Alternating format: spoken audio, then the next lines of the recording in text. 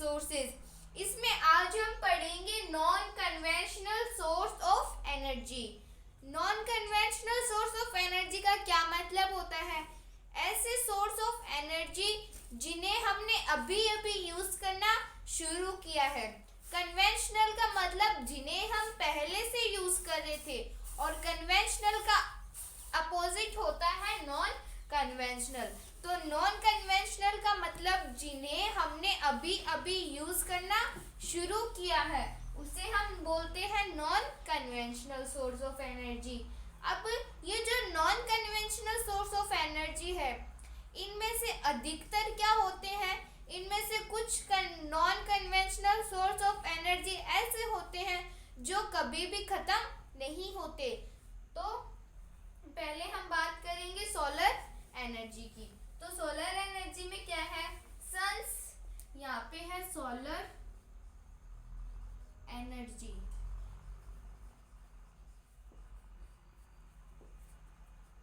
तो solar energy में क्या है? सोलर एनर्जी मतलब ऐसी एनर्जी जो हमें सन से मिलती है। ऐसी एनर्जी जो हमें सन से मिलती है उसे हम सोलर एनर्जी बोलते हैं। Sun's heat and light energy is used. इसमें क्या करते हैं हम? सन हमें क्या देता है?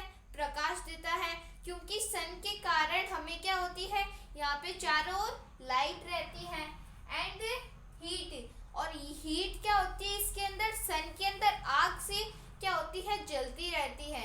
इसलिए सन हमें हीट भी प्रोवाइड करता है, गर्मी भी हमें सन प्रोवाइड करता है। एंड लाइट, और हमें लाइट भी प्रोवाइड करता है। और इस सोलर एनर्जी में इन दोनों का यूज होता है। फिर सोलर सेल्स प्रोड्यूस्ड एनर्जी। तो हमने कई कुछ जगह पर देखा है सोलर सेल से क्या बनती है? Solar plate. तो हमने देखा है कि ऐसे बहुत बड़ी बड़ी सोलर प्लेट होती है। तो सोलर प्लेट के अंदर कोई भी एक डिवाइस लगा रहता है, जिससे जो क्या करता है? उस एनर्जी को, सन की हीट और लाइट को एब्जॉर्ब कर लेता है। बाद में वो क्या करता है? उसे इलेक्ट्रिसिटी में ट्रांसफर कर देता है। तो सोलर सेल से सोलर प्लेट बनती है, और वो जो सोलर प्लेट है वो सन की हीट एंड लाइट को एब्जॉर्ब कर लेती है। और उन सोलर प्लेट्स के अंदर एक डिवाइस होता है, जिसे हम क्या करते हैं? वो जो डिवाइस क्या करता है? उस जो सन की हीट और लाइट है उसे इलेक्ट्रिसिटी के अंदर कन्वर्ट कर देता है। तो इससे क्या होता है? हमें ज़्यादा खर्चा नहीं रहता, और ये इन्वायरमेंट को भी पॉल्यूट नहीं करते। तो बेनिफिशियल इन ट्रॉपिकल कंट्रीज। अब ट्रॉपिकल कंट्रीज कौन सी होती है? मान लो ये हमारी अर्थ है। अर्थ के अंदर ये इक्वेटर लाइन है, और इक्वेटर लाइन के इधर ऊपर 23 डिग्री, नॉर्थ के अंदर नॉर्थ की साइड 23 डिग्री और साउथ की साइड 23 डिग्री। और ये जो बीच में जितनी भी कंट्रीज आती है, इन्हें हम ट्रॉपिकल कंट्रीज बोलते हैं। ट्रॉपिकल कंट्रीज बोलते हैं। ये इक्वेटर के ऊपर, नॉर्थ के ऊपर 23 डिग्री और साउथ की साइड 23 डिग्री के अंदर जो भी कंट्रीज आती है, इन्हें हम ट्रॉपिकल कंट्रीज बोलते हैं।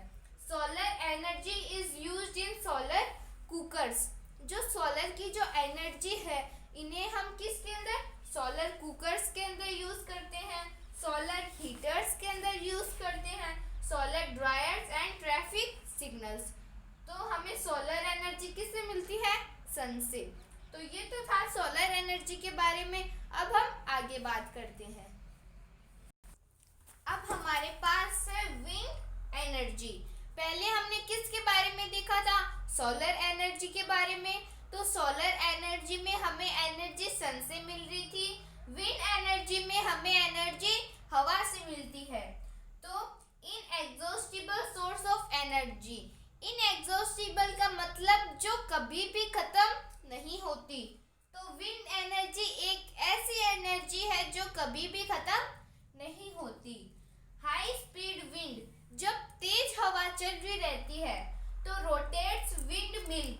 तो देखो ये क्या है, विंड मिल है एक। तो इसमें जब तेज हवा चल रही रहती है तो ये जो इसके 3 पंख है ना, ये सब क्या करते हैं, घूमते हैं कनेक्टेड टू जनरेटर। और ये नीचे किससे कनेक्ट रहता है, ये नीचे जनरेटर से कनेक्ट रहता है। फिर इलेक्ट्रिसिटी प्रोड्यूस, और बाद में ये नीचे जनरेटर से कनेक्ट रहता है और बाद में क्या होती है, एनर्जी इलेक्ट्रिसिटी प्रोड्यूस होती है। Mainly located in coastal and mountain regions. Coastal का मतलब ऐसे एरिया जो रिवर के, लेक के, कैनाल के, इन सब के पास में है, उन्हें हम बोलते हैं coastal areas. And mountain regions, mountain regions का मतलब क्या है, पहाड़। तो पहाड़ के ऊपर हमने देखा है कि ये सभी पंखे लगाए जाते हैं। एंड कोस्टल एरियाज, और ऐसे जो रिवर के, लेक के, ओशियंस के, इन सब के पास में है, यहाँ पे भी विंड मिल्स लगाए जाते हैं। और बहुत सारे विंड मिल्स, जैसे 15, 20, 25 इतने सारे विंड मिल्स होते हैं, तो उन्हें हम विंड फार्म बोलते हैं। तो विंड एनर्जी हमें इससे, विंड मिल से विंड एनर्जी हमें हवा से मिलती है और इससे इलेक्ट्रिसिटी प्रोड्यूस होती है। नीचे जनरेटर होता है, जब तेज हवा चलती है तो ये घूमता है और ये हमारे इन्वायरमेंट को क्लीन रखती है। जब आगे जाके एक दिन कोल खत्म हो जाएगा तो जो लोग हैं वो इसी से इलेक्ट्रिसिटी लेंगे, अपना खाना वो सभी इसी से पकाएंगे, किससे, सोलर एनर्जी से, और इससे हमें इलेक्ट्रिसिटी मिलती है। तो हमने विंड एनर्जी और सोलर एनर्जी के बारे में तो बात कर ली, अब हम आगे बात करते हैं।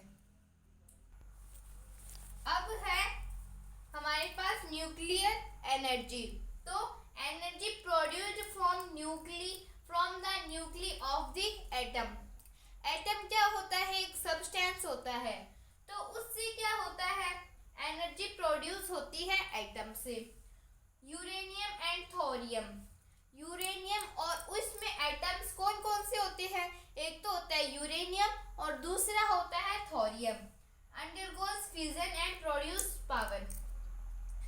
मान लो इसमें क्या होता है, हमने अगर यूरेनियम एंड थोरियम से क्या होता है, एक यूरेनियम एक एटम से 2 मॉलिक्यूल्स बन जाते हैं, उन 2 से और 2 बन जाते हैं, तो ऐसे वो मल्टीप्लाई होते चले जाते हैं, 1 से 2, 2 से 4, तो ऐसे मल्टीप्लाई होते चले जाते हैं। तो इससे जब वो मल्टीप्लाई होते हैं तब क्या होता है, हीट प्रोड्यूस होती है और उस हीट से क्या होती है, जनरेट इलेक्ट्रिसिटी। हीट किस में होती है, स्टीम में, और स्टीम में क्या होता है, वाटर होता है। तो वाटर क्या होता है, जब टरबाइन रोटेट करता है तो टरबाइन के 2 वायर किसी जनरेटर से क्या कर दिए जाते हैं, अटैक किए जाते हैं, बाद में उससे क्या बनती है, इलेक्ट्रिसिटी बनती है। तो ऐसे अगर कोई भी थोरियम और यूरेनियम एंड थोरियम अपने आप को जल्दी से मल्टीप्लाई कर लेते हैं, कोई भी एक एटम है, अगर उससे क्या हो जाता है, 2 बन जाते हैं, 2 से 4, 4 से 6, जब वो बनते हैं तब हीट प्रोड्यूस होती है।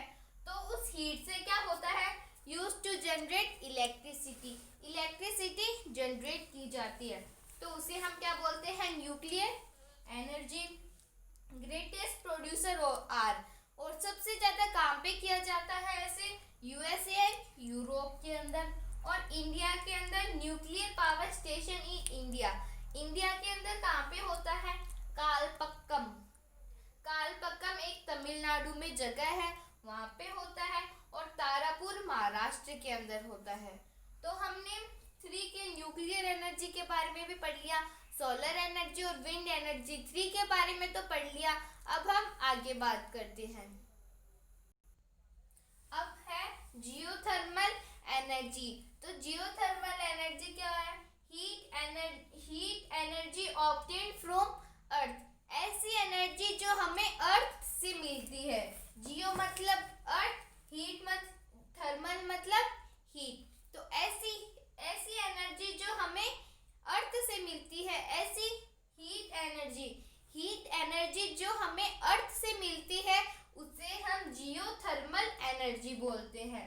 दिस हीट में surface itself from hot springs rocks, तो ये जियोथर्मल एनर्जी हमें अर्थ से कैसे मिलती है। मान लो ये पूरी अर्थ है, जब हम अर्थ के अंदर जाते जाएंगे तो वहाँ का टेम्परेचर बढ़ता जाएगा।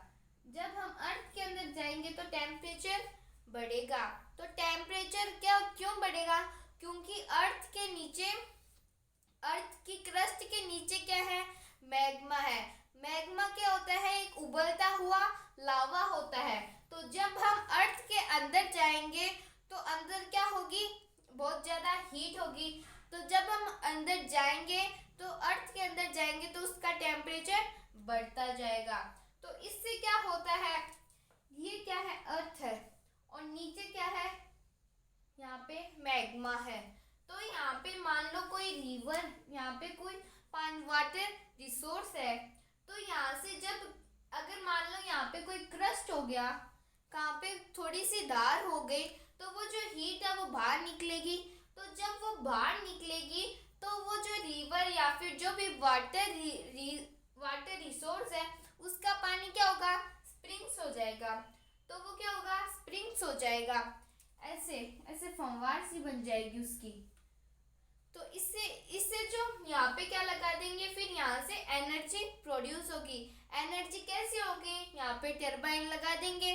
फिर टरबाइन से क्या होगा? वो जनरेटर, उसके वायर जनरेटर से अटैक होंगे और बाद में एनर्जी प्रोड्यूस की जाएगी।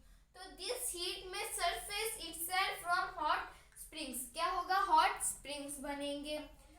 यूज्ड फॉर प्रोड्यूसिंग इलेक्ट्रिसिटी, तो यहाँ पे टरबाइन लगाएंगे तो टरबाइन का हम यूज किससे करेंगे? प्रोड्यूसिंग इलेक्ट्रिसिटी के लिए। USA world largest geothermal producer, world के अंदर सबसे लार्जेस्ट प्रोड्यूसर कौन सा है जियोथर्मल एनर्जी का? वो है यूएसए।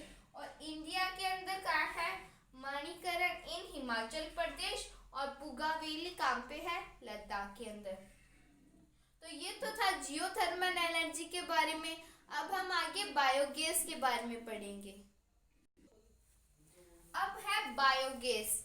बायोगैस मतलब ऑर्गेनिक वेस्ट, ऐसा वेस्ट जो कि क्या है? घर पे ही है। डेड प्लांट्स का, अगर कोई भी जो रोड पे या फिर कोई भी जो एनिमल है रोड पे या फिर कहीं और जो भी एनिमल्स है वो मर जाता है तो उससे क्या बनता है? Organic waste. एनिमल्स मटेरियल जैसे काउ डंग, काउ यूरिन, इन सब से क्या बनता है? Animal material. तो इससे भी क्या होता है? ऑर्गेनिक वेस्ट बनता है।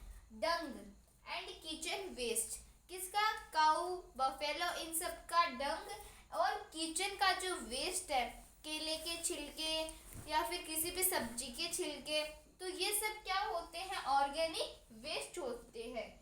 इज कन्वर्टेड इनटू बायोगैस, वो किसके अंदर कन्वर्ट हो जाते हैं? बायोगैस के अंदर। एक तरह से वो फ्यूल बन जाते हैं। तो उसका हम यूज करते हैं किससे? हमारे जो स्टोव है, गैस स्टोव, इनको ऑन करने के लिए। वेस्ट है, हमने जो वेस्ट डाला है किसका? Dead plants, animal materials, dung and kitchen waste, इन सब का जो वेस्ट है इनके ऊपर बैक्टीरिया लग जाते हैं। बैक्टीरिया हमला बोल देते हैं इनके ऊपर, प्रोड्यूस। और इससे हमें कौन सी गैस प्रोड्यूस होती है? Methane and carbon dioxide. कौन सी गैस प्रोड्यूस होती है? Methane and carbon dioxide. और फिर इनका हम किसके लिए यूज करते हैं? उन गैसेस का यूज्ड फॉर कुकिंग, कुकिंग के लिए हम इनका यूज करते हैं। और उससे जो हमें बचा हुआ है हमने गैस का तो उसके लिए यूज कर लिया कुकिंग के लिए, और उनमें से जो भी बचेगा उसे हम मैन्यूर के रूप में यूज कर लेंगे। तो हमने बायोगैस के भी बारे में बात कर ली। अब हमारा जो लास्ट टॉपिक है इस चैप्टर का वो है टाइडल एनर्जी, हम उसके बारे में बात करेंगे। अब हमारे पास है टाइडल एनर्जी, ये हमारा last non conventional source of energy है। तो टाइडल एनर्जी में मैं आपको पहले समझा देती हूँ कि जो सन है और जो मून है वो दोनों अर्थ को अपनी ग्रेविटी से अर्थ को अपनी ओर खींचते हैं। इधर से सन खींच रहा है और इधर से मून खींच रहा है, बीच में अर्थ है। तो इससे क्या होता है? वो समुद्र का जो पानी है, मान लो ये जेली है, आपने इसको ऐसे पकड़ रखा है तो जेली नीचे पता नहीं उसकी जो शेप है वो हर दूसरी साइड हो जाएगी, और हमने उसको ऐसे पकड़ लिया तो उसकी शेप दूसरी साइड हो जाएगी।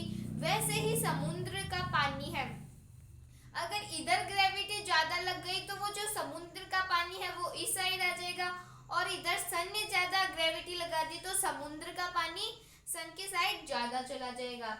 पानी का अमाउंट उतना ही है, बस उसका जो लेवल है वो ज्यादा बढ़ता जा रहा है। तो इससे क्या होता है, ये मान लो ये क्या है, टाइडल, कुछ भी मान लो ये टाइडल है। तो मैंने जो बताया कि सन और जो मून है वो ग्रेविटी से अर्थ को अपनी ओर खींचते हैं, उसे हम टाइड बोलते हैं। तो ये क्या है, कोई भी टाइड है मान लो, और इसके अंदर हमने क्या कर दिया, छेद कर दिया। तो छेद कर दिया और अंदर इन तीनों होल के अंदर क्या लगा दिया हमने, टरबाइन लगा दिया। जब समुद्र का पानी ज्यादा बढ़ेगा तो इन होल से पानी इस साइड आ जाएगा। हमने समुद्र के पास में क्या रख दिया, ये एक टाइड रख दिया, तो ये होल से बीच में तो टरबाइन है, वो टरबाइन क्या करेगा, जब पानी इधर आएगा तो टरबाइन रोटेट करेगा। तो टरबाइन किससे जुड़ा हुआ है, जनरेटर से, जनरेटर से हीट प्रोड्यूस होगी। तो ये जो टरबाइन है वो रोटेट करेगा और समुद्र का पानी इस टाइड के इस साइड आ जाएगा। बाद में हम क्या करेंगे, होल को बंद कर देंगे, और बाद में जब वो समुद्र का लेवल है, जब मान लो किसी ये जो इतनी देर जो इस साइड पानी आया था वो मान लो मून ने अपनी ग्रेविटी लगाई तो पानी इस टाइड के इस साइड आ गया। अब सन ने ज्यादा ग्रेविटी लगा दी तो पानी हमने होल बंद कर रखा है, यहाँ पे इस तक पानी आ रखा था तो हमने तो होल बंद कर दिया तो पानी इधर नहीं आएगा। अब अचानक ही सन ने अपनी ग्रेविटी ज्यादा लगा दी तो पानी इससे भी दूर चला जाएगा। पानी मान लो यहाँ पर आ गया तो पानी यहाँ पर आ गया।